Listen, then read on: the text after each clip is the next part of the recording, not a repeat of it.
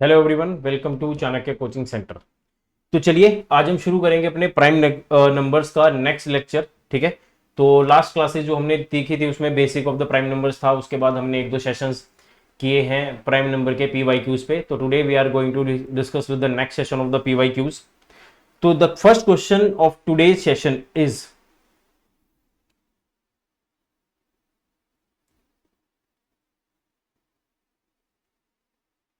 बच्चों पहला सवाल आपके पास है, the three numbers which are co prime to each other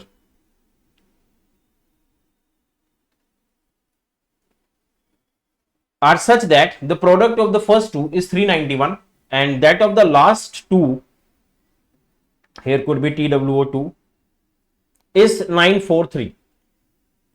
find the middle number. ठीक है, आपको बीच का नंबर इसमें बताना है। तो बच्चों ध्यान दो, हमें क्या करना है, हमें देखना पड़ेगा कि जो 391 है, पहली बात तो हमारे पास तीन प्राइम नंबर्स हैं। ठीक है,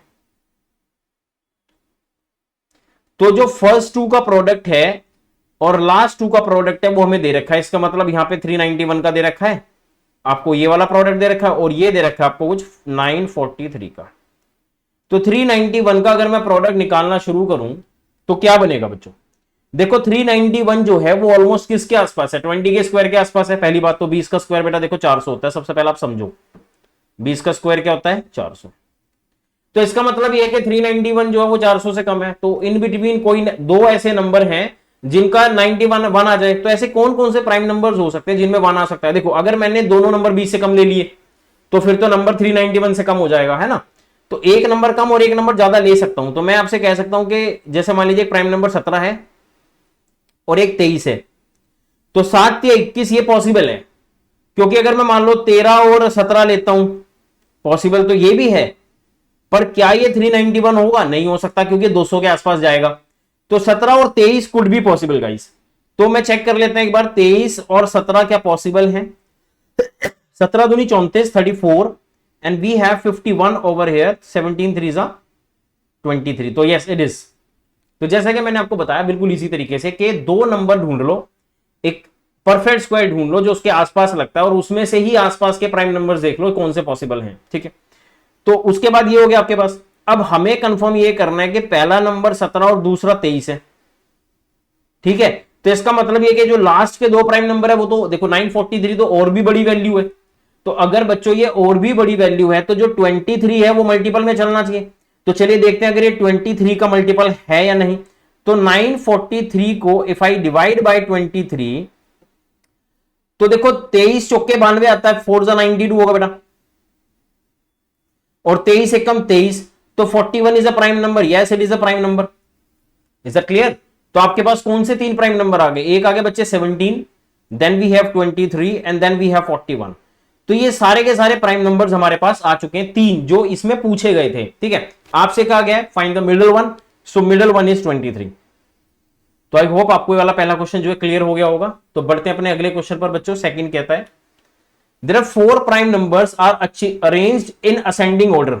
ठीक है, arrange in ascending order, the product of the first three is 255 and that of the last three is 1955। ठीक है, तो पहला, दूसरा, तीसरा और चौथा। तो बच्चों एक बात समझो कि पहले तीन का जो प्रोडक्ट है वो आपको दे रखा है कुछ 255।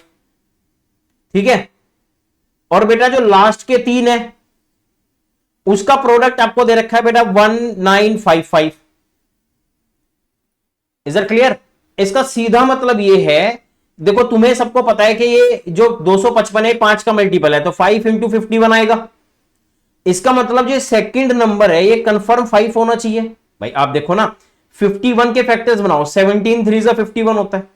तो पहला नंबर 3, दूसरा 5 और तीसरा क्या होगा? 17 होगा। तभी आपका इन तीनों का प्रोडक्ट बना। क्यों? क्योंकि जो 5 है मिडिल नंबर क्यों है सेकंड नंबर 5? क्योंकि 5 फर्स्ट वाले में भी है और 5 सेकंड वाले प्रोडक्ट में भी है। ठीक है, तो इसका मतलब अगर मैं इसको 5 से डिवाइड करूंगा तो 5 दिए 15, 5 9 45 और 1, और जब 17 से डिवाइड करूंगा तो 17 दूनी 34 और 17 थी 51, 23। तो इसका मतलब ये हो गया बेटा ये 17 है तो ये क्या हो गया? 23 हो गया। सिंपल सी बात। ठीक है ना, अब यहां बेटा 255 था, यहां 1955 था, इसका मतलब सीधा सीधा यही है कि दोनों प्रोडक्ट में चल रहे हैं। ठीक है, दोनों में 5 है, तो इसका मतलब जो बीच का नंबर है सेकंड, वो कंफर्म 5 होगा। तो उसी हिसाब से हम लोग डिवाइड करके चेक कर लेंगे। अब आपसे सवाल में क्या पूछा है, कहता है द लार्जेस्ट प्राइम नंबर कौन सा है। बेटा लार्जेस्ट प्राइम नंबर अभी निकाला मैंने, which is 23, so we have 23 as an answer. Is that clear? तो बढ़ते अपने अगले क्वेश्चन पर, क्वेश्चन नंबर 3 बच्चों। सो 4 of the prime numbers guys,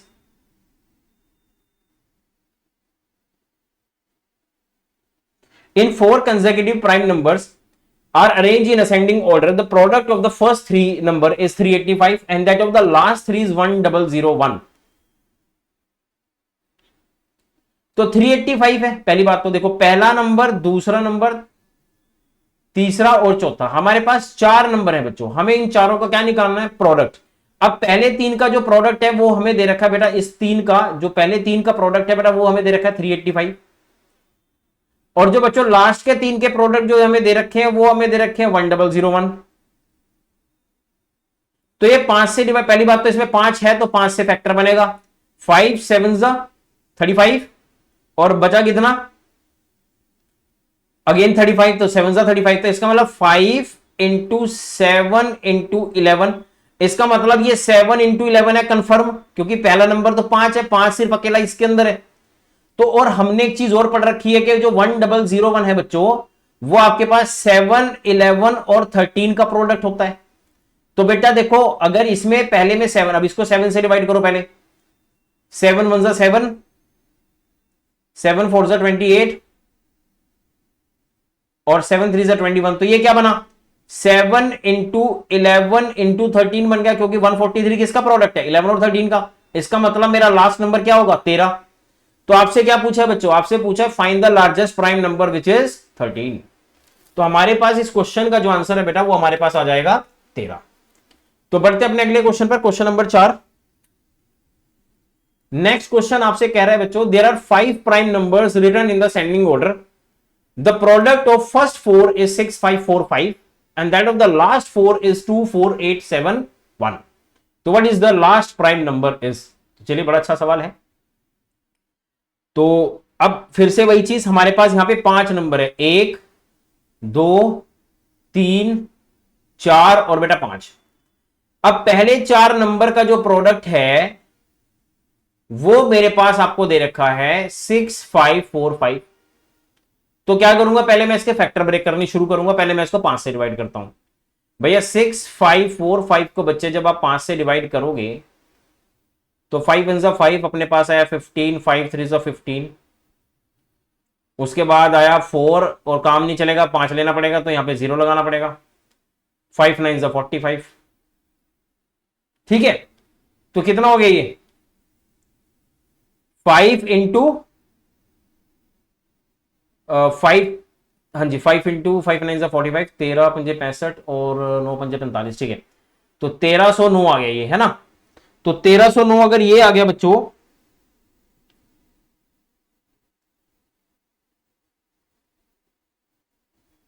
तो 1309 के बाद कौन सा प्राइम नंबर चेक करोगे आप।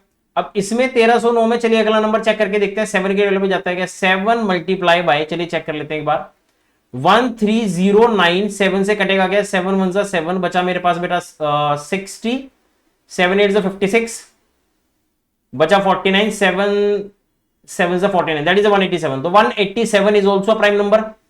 तो इसका मतलब ये हो गया बेटा, पहला नंबर मेरे पास 5 है, दूसरा नंबर मेरे पास 7 है, और तीसरा नंबर है मेरे पास 187। अब मुझे क्या करना है, मुझे एक तो जो लास्ट प्राइम नंबर है वो निकालना है। क्या होगा, ठीक है लो। अब इसके 4 का क्या आंसर है, 5 है, 4 हो गए। अभी 187 गिवन है बेटा, ठीक है। तो 187 में भी इसका मतलब क्या होगा, मुझे 187 को भी किससे डिवाइड करके देखना पड़ेगा, फैक्टर बनाने पड़ेंगे। 11 के टेबल पे जाता है, 11 कम 11 और 11 सत्ते 77, ठीक है ना।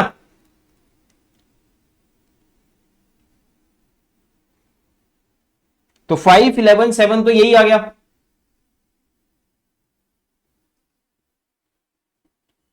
ये आएगा 17, हाँ 17।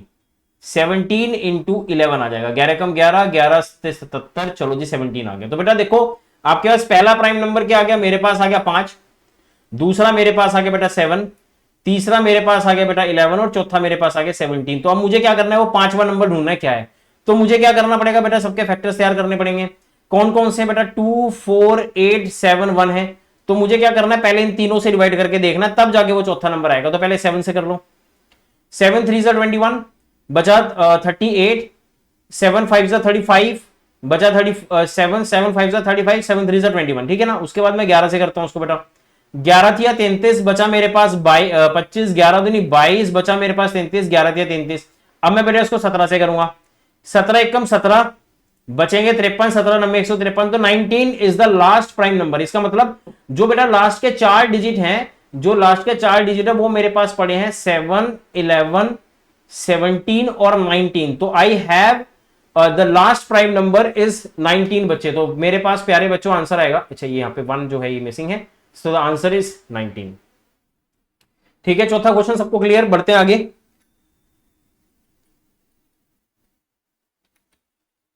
चलिए, कहता है जी if A and B are the prime number which of the following can not be the sum of A and B where A and B are distinct prime number. हाँ जी, क्या आंसर होगा इसका।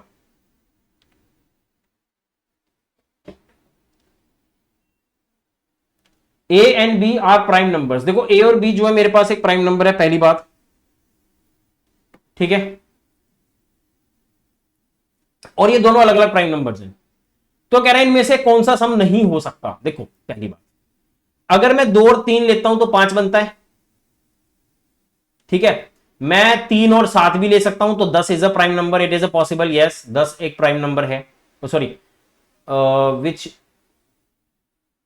The sum of A and B where A and B are distinct prime number. अच्छा, sum 10 हो सकता है, ठीक है, पहला केस तो यही हो गया। अच्छा, और मेरे पास क्या हो सकता है, 6 बन सकता है क्या। 7 कैसे बनेगा बच्चों, 11 और 3 से मेरे पास 14 बन सकता है। तो इसका मतलब ये दोनों प्राइम नंबर का सम 14 है, तो ये एक पॉसिबल आंसर हो सकता है। ये मेरे पास बेटा कितना बनेगा, ये 28 का क्या बन जाएगा मेरे पास, 23 और 5, ये भी सम, देखो ये भी दोनों प्राइम नंबर है, इसका सम भी 28 है, ये भी है। तो एक ये 6 बचा है बेटा। अगर मैं या तो मैं इसको 1 5 ले लूं, या फिर मैं 2 4 ले लूं, या फिर 3 3, ये तो पॉसिबल ही नहीं है ना। तो ये तीनों क्या है, इनमें से प्राइम नंबर कोई कोई है, सारे तो नहीं है। तो इसने कहा था कि प्राइम नंबर का सम कौन सा पॉसिबल है, कौन सा possible, which of the following can not be the sum of A and B, है ना। तो ये 6 इज द राइट आंसर। 6 जो है वो अकेला ऐसा नंबर है जो इन प्राइम नंबर का सम नहीं हो सकता, ठीक है। तो 6 इज द राइट आंसर। बढ़ते हैं अपने अगले क्वेश्चन पर। हाँ जी बच्चों, कहता है if A B C D and E are distinct prime number and the sum of the 5 number is odd.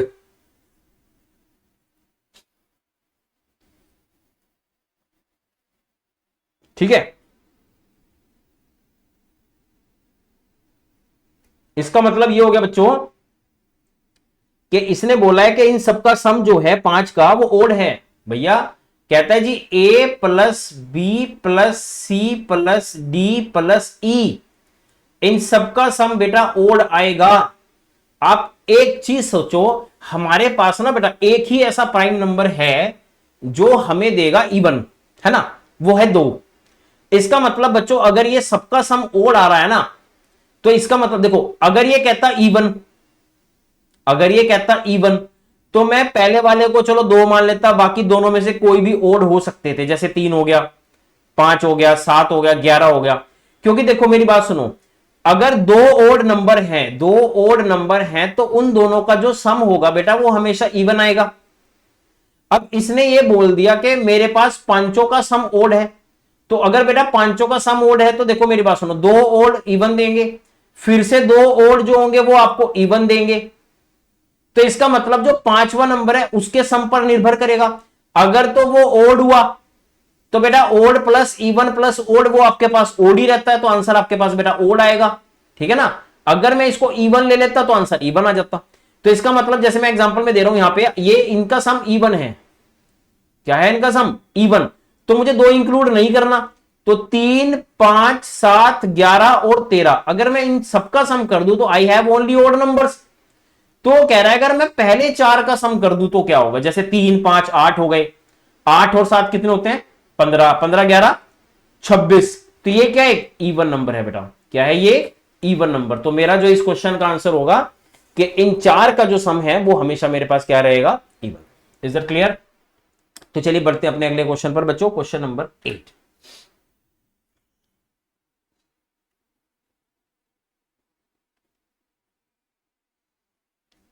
चलिए, if X Y Z are the distinct prime number where X is less than Y is less than Z, मतलब obvious सी बात है इन sequence order, ठीक है। वो बात लगे कि कौन सा किस नंबर पे, ये हमें नहीं पता।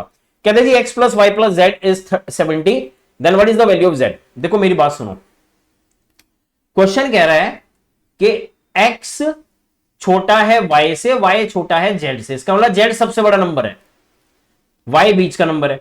तो इसने एक बात बोल दी कि यार X plus Y plus Z का जो सम है ना वो आपके पास 70 आना चाहिए। मैं आपको क्या कह रहा हूं, अगर मैंने इसे ओड ले लिया, इसे भी ओड ले लिया और इसे भी ओड ले लिया, तो मेरे पास इन सबका सम ओड ही आएगा। बट मेरे बच्चों यहां पे तो सम इवन है, इसका मतलब पहले दो ओड हैं, एक हमारे पास इवन नंबर भी है, इसका मतलब एक्स जो है वो कंफर्म 2 है, क्योंकि it is the only prime number जो कि इवन है। अब मेरे पास बेटे एक्स की वैल्यू तो आ गई 2, पहली बात। अब मुझे y प्लस जेड जो है उसको कंपैरिजन में 68 तक लेके जाना है। तो 68 तक बनाने के लिए ऑब्वियस ही बात है मुझे इनका आधा करना पड़ेगा, उसके आसपास ही कोई नंबर होगा। तो बेटा एक नंबर में ले सकता हूं 31 और एक ले सकता हूं 37, इन दोनों का ही सम मेरे पास 68 बनता है, ठीक है ना। तो एक तो ये हो गया। अच्छा दूसरी बात, चलो 37 है वैसे ऑप्शन है, अब मान लो कि इससे बड़ा कोई नंबर हो सके तो चलिए चेक कर सकते हैं। अगर मान लो 43 है तो 68 में से 43 गए तो बचा 25, तो this is not a prime number, तो इसका मतलब ये तो ऑप्शन गलत हो गया। तो मेरे पास आंसर क्या जाएगा 37। तो this is the only odd number भाई, मतलब इन दोनों का जो सम है वो हमेशा 68 रहेगा। तो 31 और 37 ही ऐसे नंबर है जो इसको सम को 68 कर रहे हैं, ठीक है। तो 8th क्वेश्चन आप सबका डन।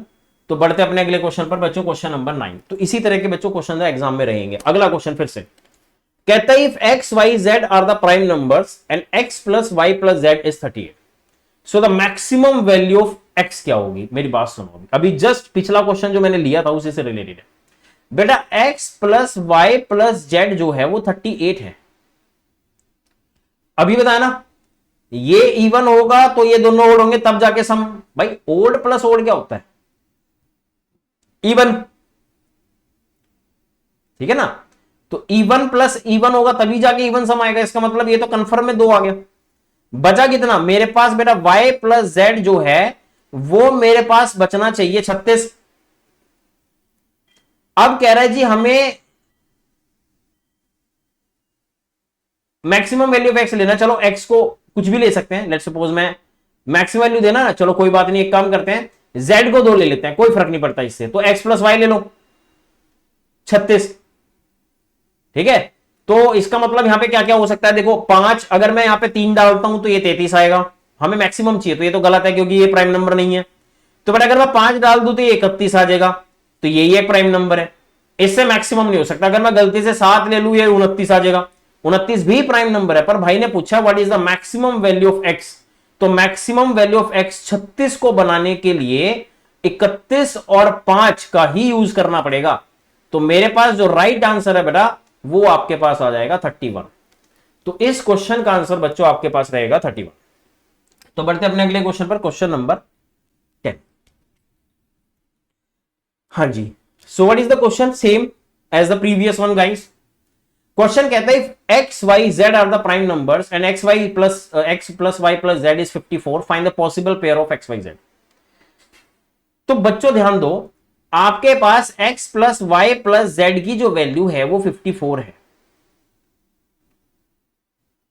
ठीक है। अब ये सारे के सारे क्या है, प्राइम नंबर हैं।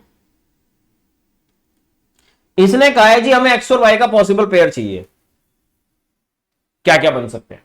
तो इसका मतलब ये हो गया, इसका मतलब ये हो गया बच्चों कि मुझे z की वैल्यू को निर्धारित करना पड़ेगा, मतलब z तो 2 हो गया क्योंकि मुझे 2 रखना पड़ेगा बेटा, क्योंकि पेयर तो मैं बाकियों से बनाऊंगा ना, एक्स और वाई से ही तो बनाऊंगा ना। जेड जो है वो मुझे 2 रखना पड़ेगा तभी तो पेयर बनेंगे। पेयर ऐसे थोड़ी बना लोगे आपके, इसको कुछ भी मान लो, आपको क्या पता कौन सी क्या वैल्यू है, कैसे पेयर क्रिएट करोगे। इसका मतलब किसी एक को बेटा आपको फिक्स करना पड़ेगा। तो एक्स और वाई के पेयर पूछे तो इसका मतलब जेड वो 2 रखा जाएगा, तभी आपके पास इन दोनों का सम जो है कितना आएगा बेटा, 52 आएगा। अब 52 को ऐसे ब्रेक कर लो कि दोनों प्राइम नंबर आए। तो दोनों प्राइम नंबर आने के लिए 52 को कैसे ब्रेक कर सकते बेटा, अगर मान लीजिए 2 के बाद मैं 3 ले लूं तो ये 49 है, it's not a prime number. बेटा 5 ले लूं तो ये मेरे पास आएगा 47, yes it is a prime number. एक पेयर तो बेटा मेरे पास ये बन गया।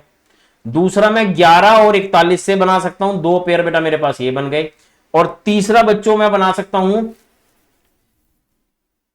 23 और 29 से, ये भी मेरे पास 52 होता है, तो तीसरा पेयर ये बनेगा। इसके अलावा मेरे पास कोई पेयर नहीं बनेंगे।